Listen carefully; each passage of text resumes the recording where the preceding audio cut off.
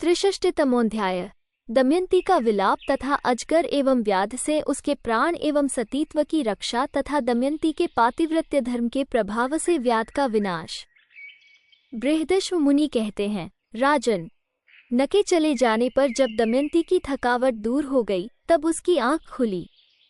उस निर्जन वन में अपने स्वामी को न देखकर सुंदरी दमयंती भयातुर और दुख शोक से व्याकुल हो गई। उसने भयभीत होकर निष्ठनरेश नल को, महाराज, आप कहाँ हैं? ये कहकर बड़े जोर से पुकारा। 1 2। हाँ नाथ, हाँ महाराज, हाँ स्वामिन, आप मुझे क्यों त्याग रहे हैं? हाय, मैं मारी गई, नष्ट हो गई। इस जनशून्य वन में मुझे बड़ा भय लग रहा है। 3। महाराज, आप तो धर्मज्ञ और सत्यवादी हैं, फिर वैसी सच्ची प्रतिज्ञा करके आज आप इस जंगल में मुझे सोती छोड़कर कैसे चले गए? 4। मैं आपकी सेवा में कुशल और अनुरक्त भार्या हूँ। विशेषतः मेरे द्वारा आपका कोई अपराध भी नहीं हुआ है। यदि कोई अपराध हुआ है तो वो दूसरे के ही द्वारा, मुझसे नहीं। तो भी आप मुझे त्याग कर क्यों चले जा रहे हैं? 5। नरेश्वर, आपने पहले स्वयंवर सभा में उन लोकपालों के निकट जो बातें कही थीं, क्या आप उन्हें आज मेरे प्रति सत्य सिद्ध कर सकेंगे? 6। पुरुष शिरोमणे, मनुष्यों की मृत्यु असमय में नहीं होती, तभी तो आपकी यह प्रियतमा आपसे परित्यक्त होकर 2 घड़ी भी जी रही है। 7। पुरुष श्रेष्ठ, यहाँ इतना ही परिहास बहुत है। अत्यंत दुर्धर्ष वीर, मैं बहुत डर गई हूँ। प्राणेश्वर, अब मुझे अपना दर्शन दीजिए। 8। राजन, निष्ठनरेश, आप देख रहे हैं, ये दिखाई दिए। लताओं द्वारा अपने को छिपाकर आप मुझसे बात क्यों नहीं कर रहे हैं? 9। राजेंद्र, मैं इस प्रकार भय और चिंता में पड़कर यहाँ विलाप कर रही हूँ और आप आकर आश्वासन भी नहीं देते।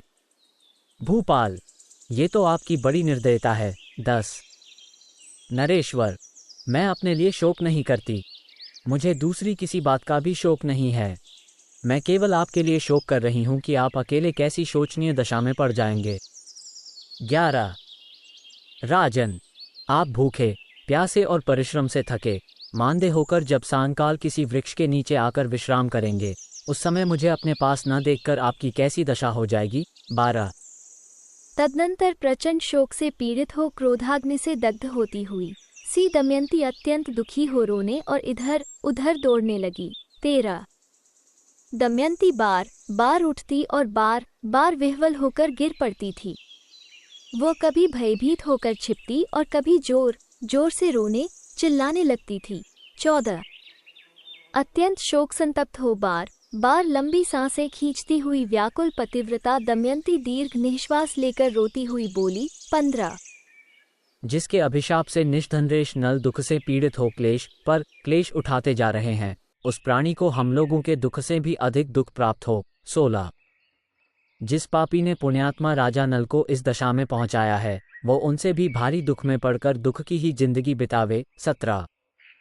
इस प्रकार विलाप करती तथा हिंस्र जंतुओं से भरे हुए वन में अपने पति को ढूंढती हुई महामना राजा नल की पत्नी भीमकुमारी दमयंती उन्मत्त हुई रोती बिलखती और हा राजन, हाँ महाराज, ऐसा बार बार कहती हुई इधर उधर दौड़ने लगी।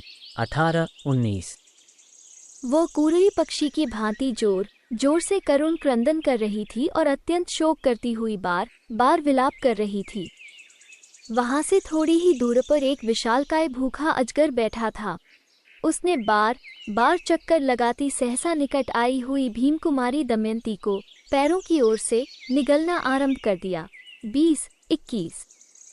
शोक में डूबी हुई वैदर्भी को अजगर निगल रहा था, तो भी वो अपने लिए उतना शोक नहीं कर रही थी जितना शोक उसे निष्ठनरेश न के लिए था।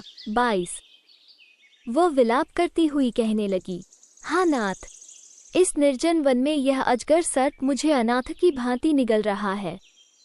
आप मेरी रक्षा के लिए दौड़कर आते क्यों नहीं हैं? 23।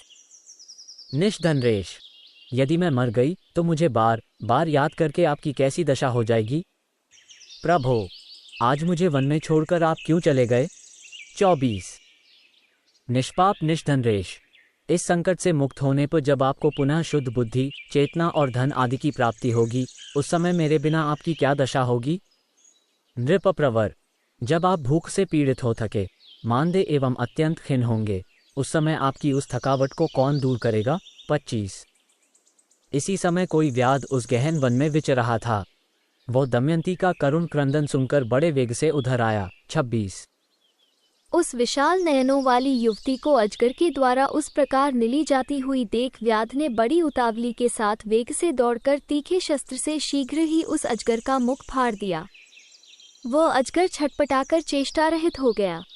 मृगों को मारकर जीविका चलाने वाले उस व्याध ने सर्प के टुकड़े टुकड़े करके दमयंती को छुड़ाया। फिर जल से उसके सर्पग्रस्त शरीर को धोकर उसे आश्वासन दे उसके लिए भोजन की व्यवस्था कर दी। भारत, जब वो भोजन कर चुकी तब व्याध ने उससे पूछा। 27, 29। मृगलोचने, तुम किसकी स्त्री हो और कैसे वन में चली आई हो? भामिनी, किस प्रकार तुम्हें यह महान कष्ट प्राप्त हुआ है? 30। भरतवंशी नरेश युधिष्ठिर, व्याध के पूछने पर दमयंती ने उसे सारा वृतांत यथार्थ रूप से कह सुनाया। 31। स्थूल नितंब और स्तनों वाली विदर्भ कुमारी ने आधे वस्त्र से ही अपने अंगों को ढंक रखा था। पूर्ण चंद्रमा के समान मनोहर मुख वाली दमयंती का एक अंग सुकुमार एवं निर्दोष था। उसकी आंखें तिरछी बरौनियों से सुशोभित थीं और वो बड़े मधुर स्वर में बोल रही थी। इन सब बातों की ओर लक्ष्य करके वो व्याध काम के अधीन हो गया। 32, 33। वो मधुर एवं कोमल वाणी से उसे अपने अनुकूल बनाने के लिए भांति भांति के आश्वासन देने लगा। वो व्याध उस समय कामवेदना से पीड़ित हो रहा था।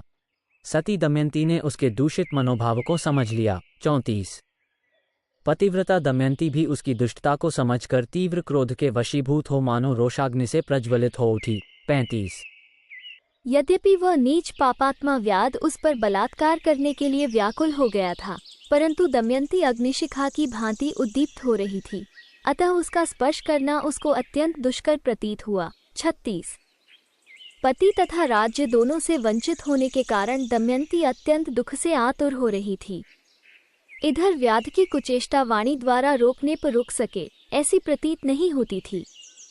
तब उस व्याध पर अत्यंत रुष्ट हो उसने उसे शाप दे दिया। 37। यदि मैं निष्ठराजन के सिवा दूसरे किसी पुरुष का मन से भी चिंतन नहीं करती हूँ तो इसके प्रभाव से ये तुच्छ व्याध प्राण शून्य होकर गिर पड़े। 38। दमयंती के इतना कहते ही वो व्याध आग से जले हुए वृक्ष की भांति प्राण शून्य होकर पृथ्वी पर गिर पड़ा। 39। इति श्री महाभारते वनपर्वणि नलोपाख्यान पर्वणि अजगरग्रस्त दमयंती मोचने 63तमोऽध्याय। 63। इस प्रकार श्री महाभारत वनपर्व के अंतर्गत नलोपाख्यान पर्व में अजगरग्रस्त दमयंती मोचन विषयक 63वां अध्याय पूरा हुआ। 63।